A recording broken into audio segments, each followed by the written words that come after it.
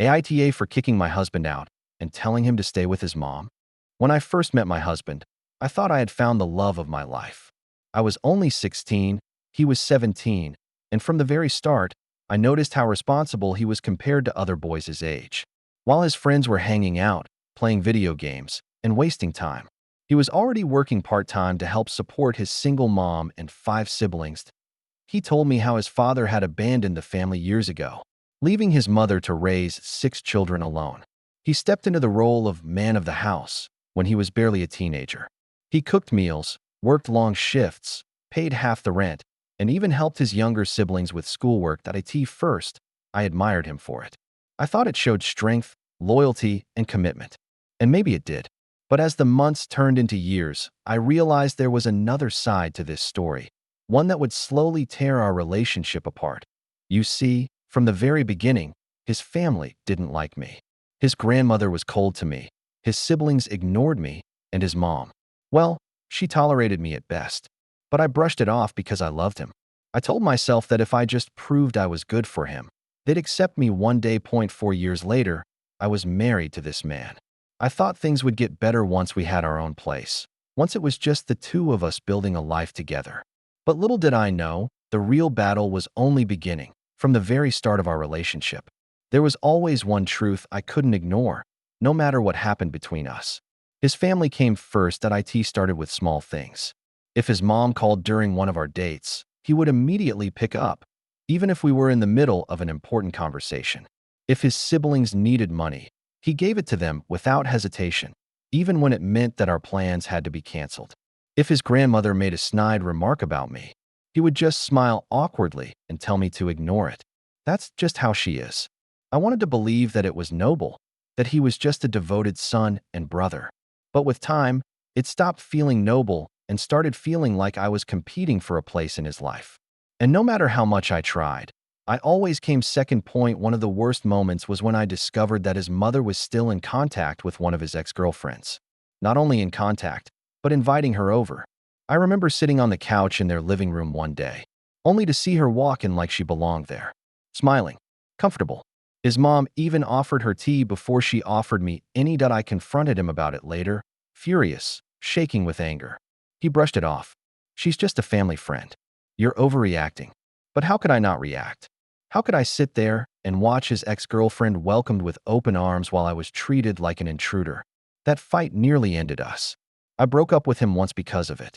I told him that I couldn't spend my life competing with his family, that I needed a partner who would stand by me. For a while, it worked. He changed. He stopped smoking, got a stable job, and promised me that he was serious about us. And like a fool in love, I believed him. We got back together. We dated again, and eventually, he asked me to marry him. I thought, this is it. Now I will finally come first. Now we'll have our own life together. But what I didn't realize was that marriage wasn't the end of the problem. It was the beginning of the nightmare. Part 3. Living at his mother's house. When we got married, I thought we would finally have a fresh start.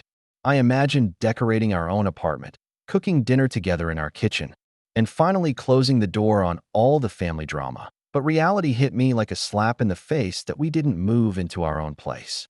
Instead, we moved into his mother's house. First, I told myself it was temporary.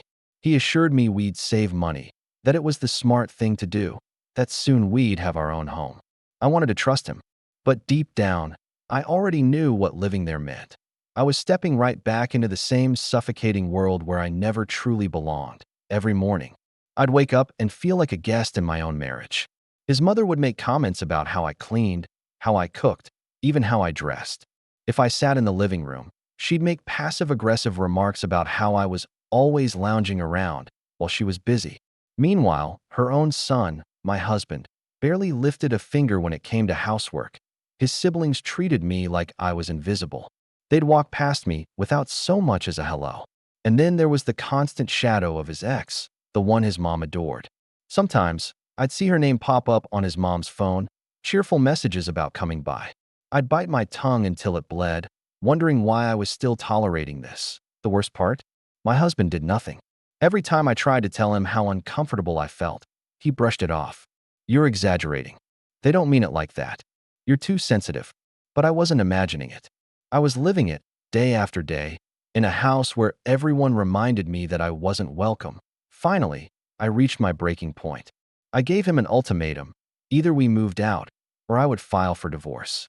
I told him I couldn't spend the rest of my life being treated like an outsider in my own marriage. To his credit, he acted.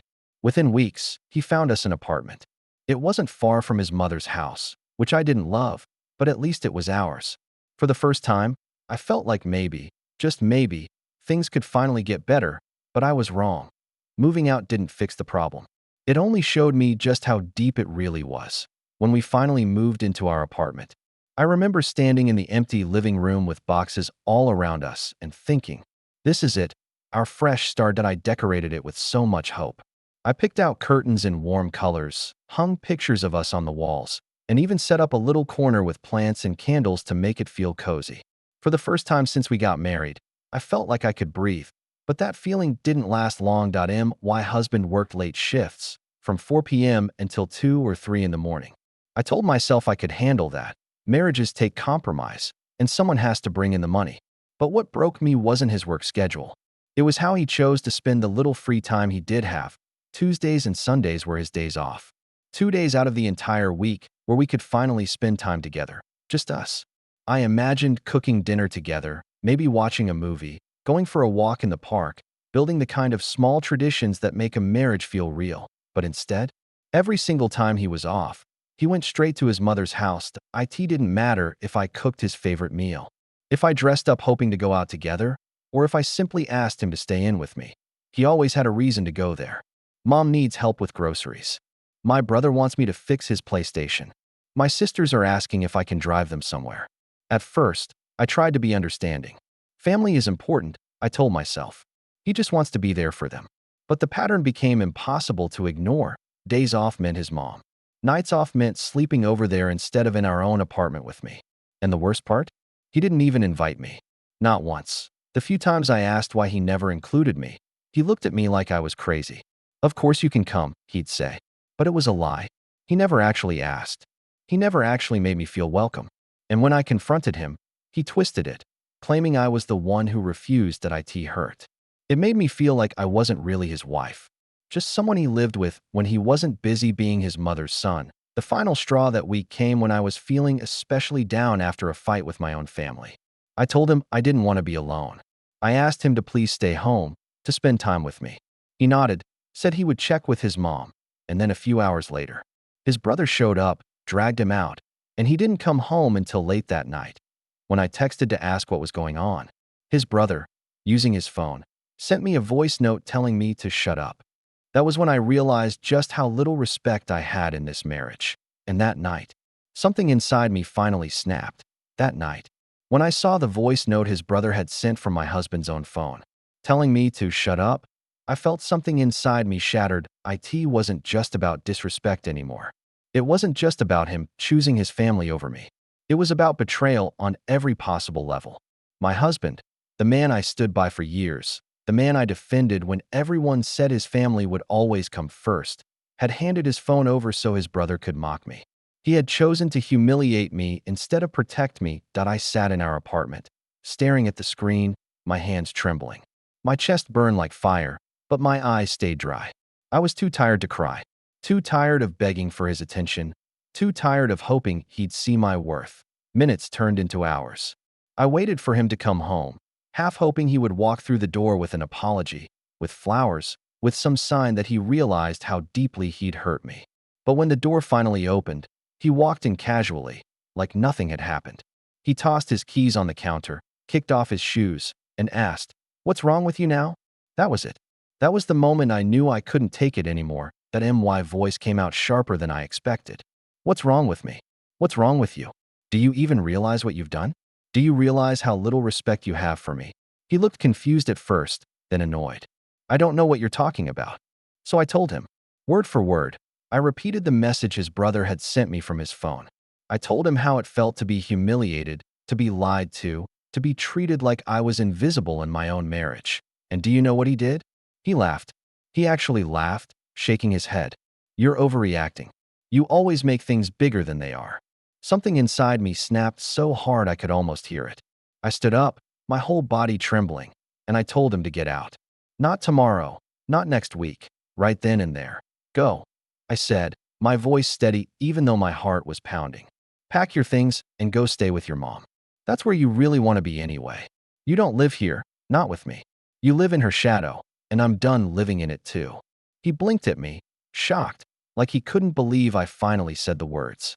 At first, he tried to argue. He threw out excuses. It's not that serious. I didn't mean it like that. You're just being dramatic. But for once, I didn't back down. I pointed to the closet, told him to take his clothes, and leave. And when he saw that I wasn't bluffing, that I wasn't going to meld into tears and beg him to stay this time, his face changed. The arrogance disappeared, and for the first time, I saw fear in his eyes. Still, he packed his bag. Not quickly, not angrily, but slowly, dragging it out, as if waiting for me to change my mind. But I didn't. I sat on the couch, arms crossed, watching as he folded each shirt and tucked it away. With every piece of clothing that went into that bag, I felt my chest get lighter. When he finally zipped it up and walked toward the door, he paused. So that's it. You're just throwing me away. I looked him dead in the eyes. No, you threw us away the moment you chose everyone but me. I'm just finally accepting it. And then, he left. For the first time in years, the apartment was silent. But this time, the silence didn't feel lonely. It felt like freedom. The first night after he left, I expected my phone to stay silent. Instead, it buzzed nonstop. At first, it was text after text. I didn't mean it. You're taking this too far. Can we talk? Then came the calls. One after another, back to back, until I finally turned my phone face down just to stop seeing his name light up the screen. When I didn't answer, he switched tactics. He messaged me on social media, even though we never really used those platforms to talk. Then came the emails. Yes, actual emails. Long paragraphs about how he was stressed, how he didn't mean to hurt me, how I was blowing everything out of proportion. But underneath all the apologies, I could feel the manipulation. He wasn't saying, "I'm sorry for disrespecting you." He was saying, "I'm sorry you're upset." He wasn't acknowledging what he did, handing his phone to his brother, letting him humiliate me, choosing his mom's house over his own wife.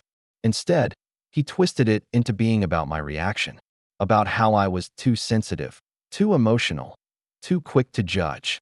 And for the first time, I saw it clearly. This wasn't love. This was control. He wanted me to doubt myself, to question my own feelings, so I would take him back. The second night, he actually showed up at the apartment. He knocked and knocked, calling my name, begging me to open the door. I stood on the other side, my heart racing, my hands shaking, but I didn't move. I just stood there, listening to his voice get louder, then softer, then desperate. At one point, he said, "I'll change, I promise. I'll do better. Just let me in." And for a split second, I almost believed him. For years of history pulled at me, whispering that maybe I should give him another chance. But then I remembered the voice note, his brother's words, his laugh when I confronted him, the way he chose his mom's house over me time and time again. And I realized, if I opened that door, nothing would change. Eventually, he left and I sat on the couch in the dark afterward, clutching a pillow to my chest, my mind a storm. I wasn't sure if I felt strong or broken. Maybe both. But deep down, I knew one thing for certain. Letting him go was the first real choice I had made for myself in years. And even if the nights ahead were lonely, at least they would be mine. It didn't take long before his family got involved. At first, it was subtle. His sister sent me a short message. "He's hurting. You should talk to him." Then his younger brother, the same one who had sent me that humiliating voice note, posted a vague status online about girls who ruin families. I knew it was about me. Everyone knew. And then came the phone calls. His mother called me 3 times in one day. I didn't answer the first 2, but on the third, I picked up, thinking maybe she was going to say something kind. Maybe she would acknowledge that things had gotten out of hand, that I was wrong. The moment I answered, she started in on me. "How could you throw him out? After everything he's done for you? After all the sacrifices he's made?" I sat there, phone pressed to my ear, my stomach churning. I wanted to scream. What sacrifices? The nights I spent alone while he was at her house. The way he handed his phone over so her other son could mock me. The way he put me second every single time. But I didn't scream. I listened. She went on, telling me I was being dramatic, ungrateful, selfish. That family always comes first. that a wife should understand. When I finally spoke, my voice was calm, but it shook. He is my husband. That means I should come first sometimes too. But he's never chosen me. Not once. There was silence on the other end, and then she sighed. Maybe you're just not the right woman for him. Those words hit me harder than I expected. For years, I had tried to prove myself to her, to his siblings, to all of them. I thought if I just loved him enough, if I supported him, if I showed them I was loyal, they would see me as family. But in that moment, I realized they never would. To them, I was the outsider. I was the one who pulled him away from their home, their control. And no matter what I did, they would never forgive me for it. After that call, the pressure only got worse. His cousins messaged me. His grandmother told people I was breaking up the family. And through it all, my husband kept texting, acting like he was the victim. It felt like I wasn't just fighting him anymore. I was fighting an entire household, an entire legacy of people who believed I didn't belong. And for the first time, I wondered, maybe they were right. Maybe I never did. But deep down, I also knew something else. If I caved now, if I let them guilt me back into this marriage, I'd lose myself completely, and I wasn't ready to disappear after days of endless texts, calls, and guilt tripping from his entire family. I reached a point where I felt like I was drowning.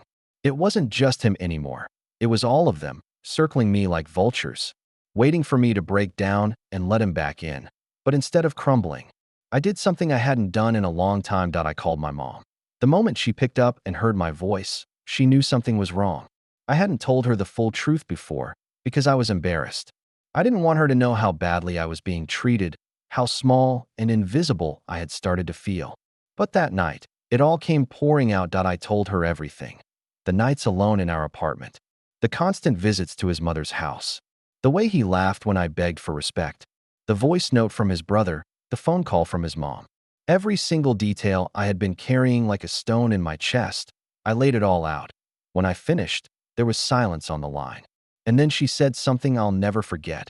"Sweetheart, you've been living like a guest in your own marriage. That's not love. That's prison." Her words hit me harder than any insult his family had thrown my way. Because deep down, I knew she was right. I had been clinging to the idea of the man I thought I married, not the reality of who he was and who he had become. Over the next few days, my mom and even a couple of close friends rallied around me. They came to my apartment, brought me food, sat with me so I wouldn't feel so alone. For the first time in years, I didn't feel like I was fighting by myself, and slowly, I started to feel stronger. I looked around our apartment, my apartment now, and realized I could finally make it mine.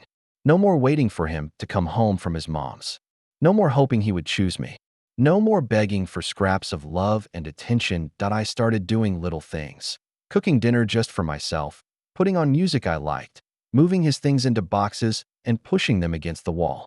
Each step felt like taking back a piece of myself that I had lost. And when he texted again, begging to come back, telling me he couldn't live without me, I didn't answer. For once, I didn't feel guilty about ignoring him, because I realized something powerful. It wasn't my job to save him. It was my job to save myself. It had been almost 2 weeks since I told him to leave. In that time, the silence in my apartment had become a kind of comfort. No more waiting for footsteps at 3 a.m. No more anxiety when his phone buzzed with messages from his family. No more pretending that everything was fine when it clearly wasn't. But just when I thought the storm was over, he came back. It was a Sunday afternoon. I was cleaning the kitchen when I heard the knock on the door, loud, insistent, the kind of knock that doesn't stop until you open. My heart sank. I knew it was him before I even looked through the peephole. He stood there with a bag in his hand, his face tired, eyes heavy. For the first time, he didn't look smug or dismissive. He looked desperate. When I didn't open right away, he spoke through the door. "Please, just hear me out. I'll change. I'll stop going to my mom so much. I'll make you my priority. Just give me another chance." His words should have broken me. A year ago, even a month ago, they probably would have. But now they just sounded empty. Because how many times had I heard those promises before? How many times had he sworn he'd change, only to fall right back into the same cycle? I stayed quiet. I wanted him to understand that silence was my answer. Then he tried again, his voice rising. "You can't just throw away 4 years like this. We're married. You're my wife." And for the first time, I spoke through the door, my voice steady. You threw it away the moment you chose them over me. The moment you laughed at me instead of protecting me. The moment you made me feel like I was nothing in my own home. He banged his fist against the door once, hard enough to make me flinch. But then, after a long pause, I heard the sound of his footsteps fading away. I didn't cry this time. I didn't even shake. I just stood there, staring at the door, and realized that I felt something I hadn't felt in years. Peace. It wasn't just about kicking him out. It was about finally choosing myself after years of being chosen last. After he walked away that day, I knew in my heart it was over. There would be no more second chances, no more empty promises, no more waiting for him to change. I packed the rest of his things into boxes. Each folded shirt, each pair of shoes, each random object that reminded me of how much I had compromised. I put them all away, like closing the door on a chapter of my life that had already taken too much from me. That night, I sat in the quiet of my apartment, lit a candle, and for the first time in years, I felt at peace. No shouting, no guilt-tripping, no passive-aggressive comments from his family. Just me, breathing in a space that finally felt like mine. I thought about everything I had endured. The way his family treated me like an outsider from day one. The countless times he chose them over me. The humiliation of his brother mocking me from his phone. The cruel laughter when I begged him to respect me. And I realized something important. Marriage isn't just about love. It's about partnership, respect, and choosing each other every single day. And my husband never chose me. He chose his mother, his siblings, his comfort, but not me. So no, I don't feel guilty for telling him to go stay with his mom. Because in truth, that's where he always wanted to be. Now, I'm choosing myself. And for the first time in years, that choice feels right. So Reddit. Am I really the asshole for kicking my husband out? Or was I just finally brave enough to stop living as a guest in my own marriage? Thank you for watching this story on True Tales Hub. Please like the video, subscribe to the channel, and turn on the notification bell so you won't miss our next story. We post new tales twice a day, and each one comes with unexpected twists you won't see coming.